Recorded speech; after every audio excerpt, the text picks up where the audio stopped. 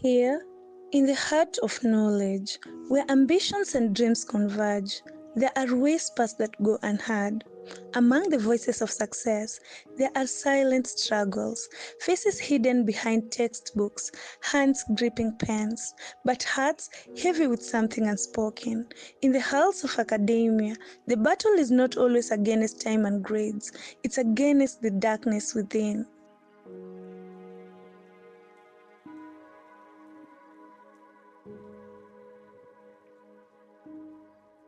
Depression, quiet and insidious, lurks in the shadows of every campus, in the minds of students who are expected to succeed, to thrive.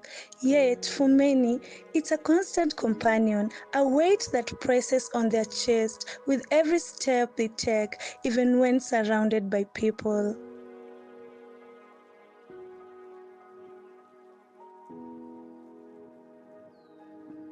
It's not always visible, this invisible battle. It's not just sadness, it's a hollow of emptiness that drains the will to move forward.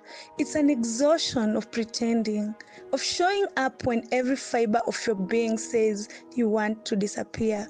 It's the pressure to perform, to be more, to be perfect, a demand that never asks for permission to rest.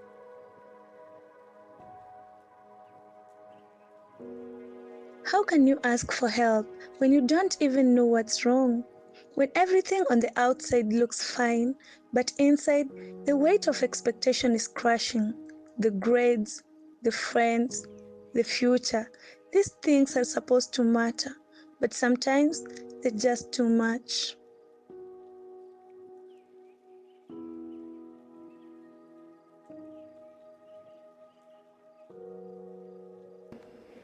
I didn't realize it at first. I thought it was normal stress, just the college pressure.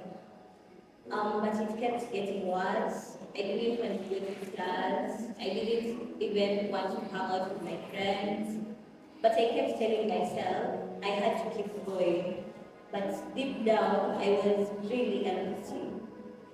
I was scared to tell anyone because I felt like they would take me as a weak person or something. Because in my mind, I thought that everyone had figured it out. In a world that demands productivity and perfection, to admit that you are struggling feels like an insurmountable hurdle.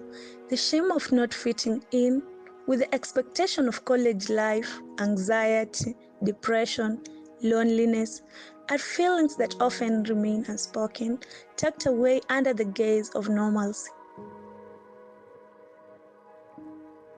Students don't reach out until they've been struggling for a long time. So the pressure to perform academically, socially, and financially adds up.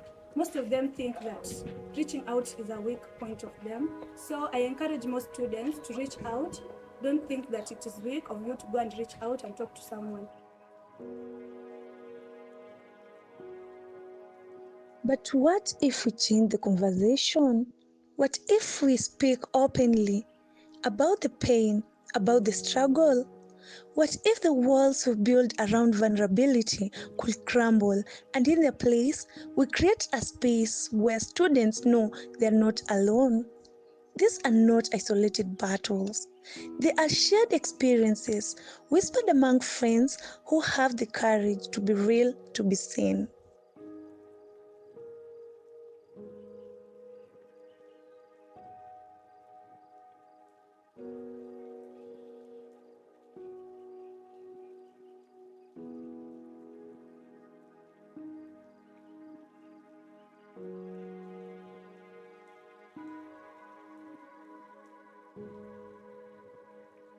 Sometimes, the first step is not to climb the mountain but simply to acknowledge it. To say, I'm struggling. To look into the eyes of another and find comfort in the shared vulnerability. It's not weakness, it's strength.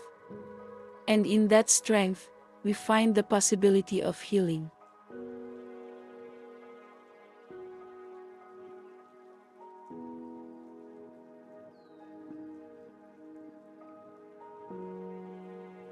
As someone who has been through it myself, I know how it is very hard to reach out, but students should know that it's okay not to be okay.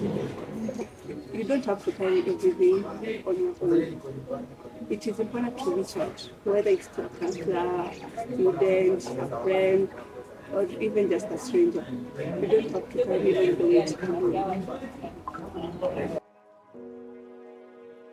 It's in these quiet moments that true connection can begin. Not the connection that comes from being busy or successful, but from being honest, from sharing the space where we are all, in our own ways, healing. Universities are not just places of academic achievement. They can be places of personal growth, of understanding, and of community.